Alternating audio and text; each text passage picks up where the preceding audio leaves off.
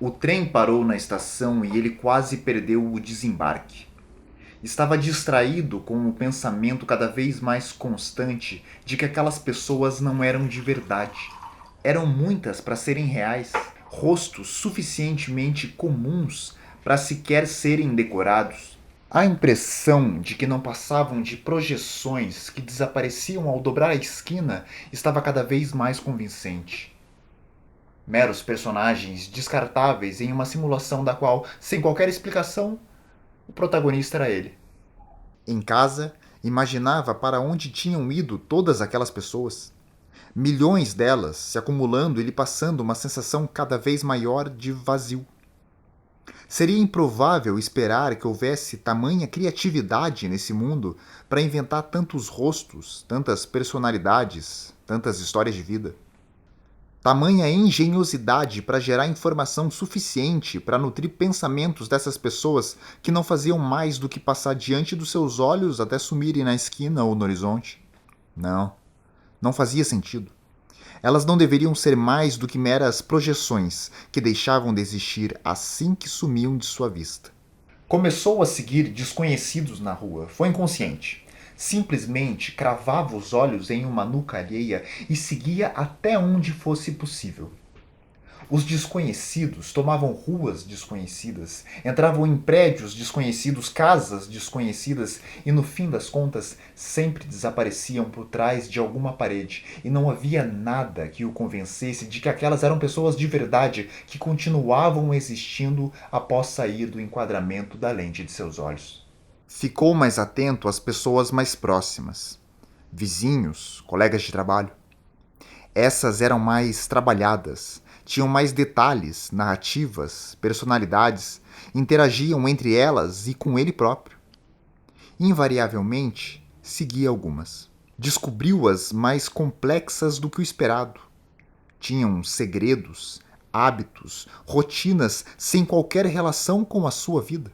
O mecanismo era sofisticado, mas era esperado que o fosse com personagens constantes em sua história. As falhas estariam nos figurantes. Precisava de uma projeção simples para o seu experimento, sem complexidade em sua criação. Encontrou-a numa terça-feira. Voltava para casa e lá estava o homem mais comum que conseguira encontrar. Mais um ninguém entre tantos. Acompanhou o sujeito em ruas vazias e só parou quando ele cruzou um portão em que o acesso lhe seria negado. Voltou na noite seguinte para confirmar se o sistema o manteria na mesma casa, mas só conseguiu a comprovação 2 dias depois. Resolveu voltar no final de semana. Queria testemunhar a quebra da rotina habitual de uma projeção qualquer. Acompanhou-o nas poucas vezes em que saiu de casa para ir ao mercado ou à panificadora. Não mais do que 5 cenários diferentes nos 3 fins de semana em que o seguiu. Numa tarde qualquer, vi um carro parar em frente à casa do figurante. Uma mulher desceu, tocou a campainha e entrou. Ficou enfurecido. Aquela personagem não deveria estar ali interagindo com um figurante solitário. Inadmissível. Longos minutos se passaram até ele esfriar a cabeça e entender o que estava acontecendo. A máquina tentava enganá-lo. Estava próximo demais da verdade, precisava ser despistado. Aquele figurante deixara de ser uma projeção simples ao se tornar um personagem recorrente na sua narrativa. É óbvio que o sistema o deixaria mais complexo. Seu próximo teste deveria ser de surpresa, um improviso, sem tempo para o sistema vigiar seus pensamentos. Voltou ao seu carro e dirigiu sem rumo pelas ruas da cidade. Escolhia na sorte as esquinas que dobraria, guiando o perdido na absoluta aleatoriedade. Sentia-se prestes a cruzar uma parede invisível onde flagraria o mecanismo em operação, provando que de reais apenas ele e um sistema na iminência de ser desmascarado. Todo o restante não era real pela simples razão de não poder ser. A certa altura, entrou por uma rua estreita de um bairro pobre. Com o carro em primeira marcha, só parou quando uma luz de varanda se acendeu 20 metros à sua frente. Desceu e seguiu a pé em direção ao figurante que saía de casa com o saco preto em mãos.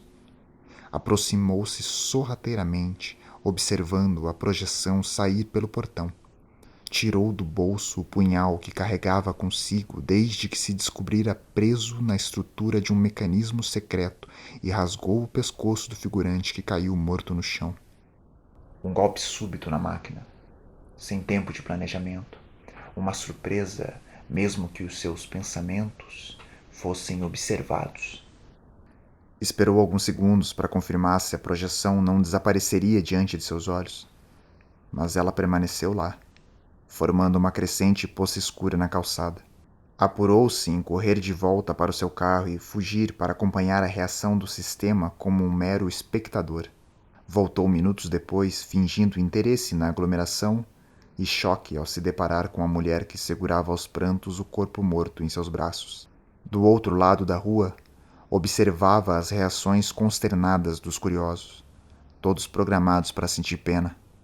Assistiu a polícia chegando para a praxe de sua cerimônia, ao IML levando o corpo em um saco preto de irônica semelhança ao que o figurante carregava horas antes, ao grito dolorido da viúva que ficara para trás, aos soluços engasgados dos choros de criança, às câmeras sedentas que se alimentavam da tragédia, à multidão que se interessava pelo interesse e admirou o sistema pelo quadro que ele era capaz de criar em uma noite qualquer para passar a ilusão de que aquilo era real.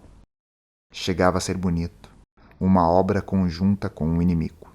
Voltou para casa e dormiu como há tempos não dormia. Os dias seguintes se resumiram a acompanhar pela televisão a trabalhosa narrativa que o sistema criara para responder ao seu desafio. Esperou pacientemente até o jornal informar onde e quando o personagem seria sepultado, pois queria ver pessoalmente os esforços do inimigo. De todas as simulações que observara desde o seu despertar, a do luto era a mais persuasiva. Mas projeções não morrem, porque não pode morrer o que nunca teve vida.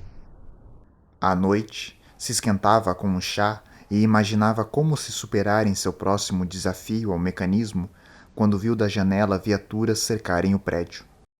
Percebeu que superestimara a integridade da simulação ao achar que ela desejava um adversário que trouxesse emoção ao jogo. Decidiu que não estava disposto a ver sua própria narrativa e enfrentar provações só para entreter quem quer que estivesse do outro lado da máquina. Se o sistema não queria jogar, ele não tinha interesse em ser jogado. Cercado e sem tempo, o único recurso a seu favor era o improviso. Abriu a janela e pulou do 9º andar, morrendo de surpresa para não dar tempo do sistema reagir.